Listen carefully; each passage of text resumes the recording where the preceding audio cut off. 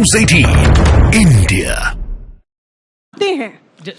देखिए, कुछ चीजें हैं तथ्यात्मक दृष्टि से सही होनी चाहिए। गोवा का ये उदाहरण देते हैं। मैं इसमें चंडीगढ़ जोड़ लेता हूं कि नंबर इनके दादा थे, मेयर आपका बन गया। उस पर मतलब ये कला लाते कहां से हैं, आते कहां से? उस पे अभी बता रहा हूं, दोनों बातों का जवाब देता हूं। देखिए, सच और झूठ का अंतर क्या होता है जी। गोवा में जो कहते हैं हमने तोड़ लिया, ये बताइए झूठ का अंतर होता है 8 विधायक। हाँ नहीं, मैं बताना चाहता हूँ। अरे अभी बता रहे हैं मान्यवर आपको। देखिए, गोवा में कभी विपक्ष ने दावा ही नहीं किया। अरे भाई, आप राज्यपाल के पास जाएंगे, कहेंगे हम सरकार बनाना चाहते हैं और आपको ना बुलाए तो है। मतलब ये तो वो हो गया कि एग्जामिनेशन हॉल में मैं गया ही नहीं, मैंने आंसर शीट ही सबमिट नहीं की और मैं कह रहा हूं जी मुझे तो पूरा आता, मुझे पास कर देना चाहिए। ऐसा कहीं होता है क्या? मैं पूछना चाहता हूं कारण क्या था? करके पास हो जाते हैं। अपने टर्न पे वहां चक्कर क्या था कि कांग्रेस में मची हुई थी अंदर खींचातानी कि 4 विधायक किसके, 3 विधायक किसके, कौन सीएम बनेगा, समय ही निकलता चला गया। अरे उनके जो ऑब्जर्वर गए थे, खबर तो हमें पता अंदर थी, उनके जो ऑब्जर्वर गए थे वो सोते रह गए थे। अरे अब तो नितिन गडकरी पूरी रात जाग रहे थे। मैं वही तो कह रहा हूं ये। और जो देखिए कहावत है ना, उठ जाग मुसाफिर भोर भई, अब रैन कहां जो सोवत है, जो सोवत है वो खोवत है, जो जागत है वो पावत है। सही बात है। अब मैं दूसरी बात कहता हूं। चंडीगढ़ की बात के ऊपर मुझे एक बात बड़ा वो जबरदस्त लगता है। चंडीगढ़ में आम आदमी पार्टी और कांग्रेस एक मेयर के लिए उफ किस शिद्दत के साथ एक दूसरे के साथ आए हैं। ये वही पार्टियां जो एक दूसरे को बर्बाद करने की कसमें खाए हुए थे। और अभी भी मजेदार स्थिति क्या है सुनिए, पुराना छोड़ दीजिए। आज छत्तीसगढ़ में जाकर कहा है केजरीवाल जी ने कि भूपेश बघेल से ज्यादा करप्ट कोई सीएम नहीं। वाह। दिल्ली में कांग्रेस ने कहा है कि शराब घोटाले में आम आदमी पार्टी को जेल होनी चाहिए। ठीक।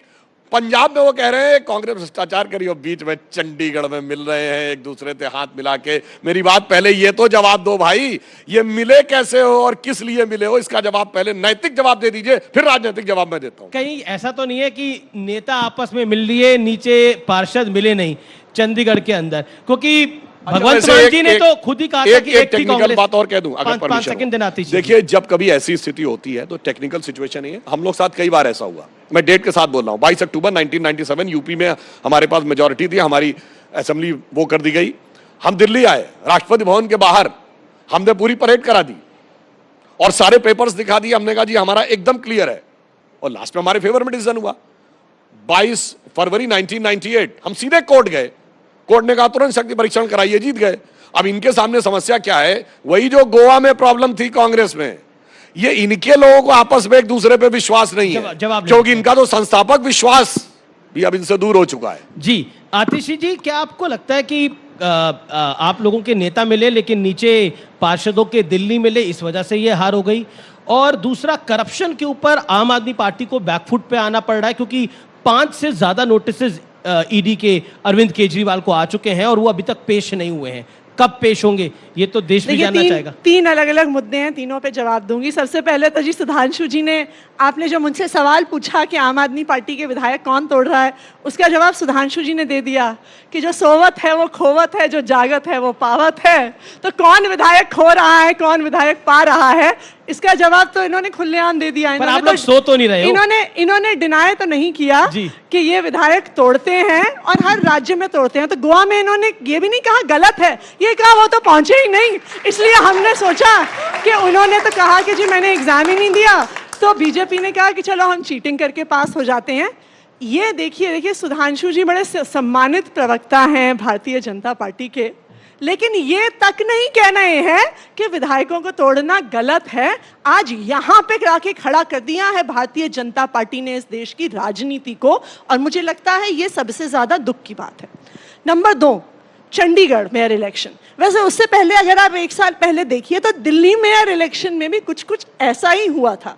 आपको याद होगा कि आपका है दिल्ली में। हाँ, लेकिन मेयर के इलेक्शन को करवाने के लिए हमें सुप्रीम कोर्ट जाना पड़ा था, क्योंकि वहां पर भी चीटिंग कर रही थी भारतीय जनता पार्टी।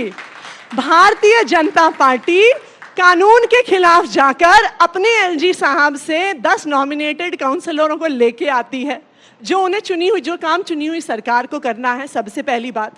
दूसरी बात, सारे कानून के खिलाफ जाके एमसीडी एक्ट ये कहता है कि जो नॉमिनेटेड काउंसलर होंगे वो मेयर के चुनाव में वोट नहीं डाल सकते हैं, लेकिन इनका प्रोटेम मेयर वहां पे खड़े होके कह देती है नहीं नहीं ये नॉमिनेटेड काउंसलर भी वोट डालेंगे, तो इनको कानून तोड़ने में कोई दिक्कत नहीं है। दिल्ली के मेयर के चुनाव में भी तोड़ा, अब चंडीगढ़ में बेचारों के साथ क्या हो गया। जी जी जी, शायद इनके किसी नेता को जिम्मेदारी दी गई थी, ऐसा हमने सुना है। अब देखिए, मैं निश्चित तौर पे नहीं कह सकती, ऐसा उड़ती उड़ती बात आई है हमारे पास। आप उड़ती उड़ती बात करें, ट्विटर पे आपने एक प्रमाणिक बात लिखी है, आपने बोला मैं बहुत बड़ा खुलासा करूंगी। वो मैं करूंगी कल सुबह 10 बजे, कल सुबह 10 ईडी पर एक बहुत बड़ा खुलासा मैं करूंगी कल सुबह 10 बजे। लेकिन ऐसा सुना हमने, किसी ने बताया कि इनकी किसी एक नेता को जिम्मेदारी मिली थी कि जब सारे वोट मिल जाए प्रिजाइडिंग ऑफिसर को, तो लाइव जो स्ट्रीमिंग चल रही है ना उसको ऑफ कर देना।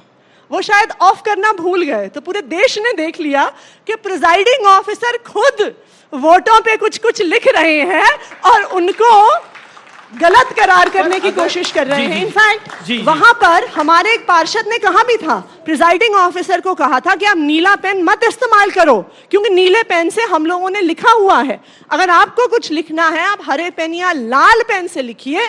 उन्होंने नहीं किया, क्योंकि उन्हें वोट्स को डिस्क्वालीफाई करना था और झूठे तरीके से इनकी सरकार। बीजेपी ने नीला पेन यूज करके आपको मतलब आपकी गठबंधन को नीला पीला कर दिया गुस्से में।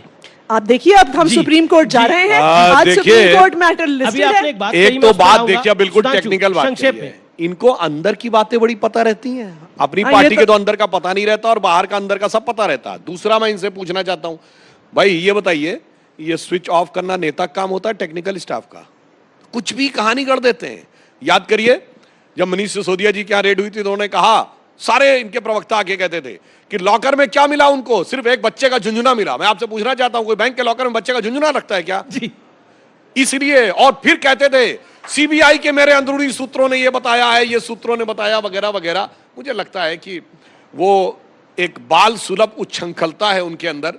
उन्हें लगता है कि मैं नए तरीके से इस ढंग से बातें करके कर लूंगा, मगर मुझे लगता है जनता काफी परिपक्व है और धीरे धीरे उसे समझ में आने लगा। इन्होंने एक और बात कही, ये बताइए, 32 और 8 की बात कही।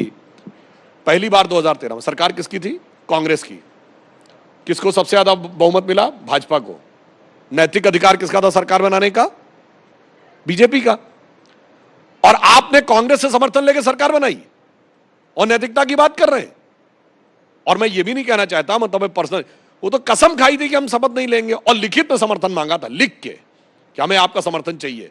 तो एक नहीं आने। और एक और मैं बात बता दूं, ये जब पार्टी आई थी तो एक होता था ना, मुझे चाहिए जन लोकपाल, वो टोपी उपयोग दिखती है कहीं, अब टोपी जनता को पहना दी। आप सुनिए, दिल्ली में कहते थे अल्जीरिया अप्रूव नहीं कर रहा है, प्योर स्टेट नहीं है। ये क्या हुआ भाई, पंजाब में कहीं लोकपाल नहीं आया? बाकी छोड़िए, इनकी अपनी पार्टी में एक लोकपाल था, एडमिरल रामदास, ठेकाए दिया उनको। जी, जवाब अपनी पार्टी का लोकपाल खत्म कर दिया। बाहर की तो बात छोड़िए, वो मुझे चाहिए जन लोकपाल की टोपी भी हटा दी।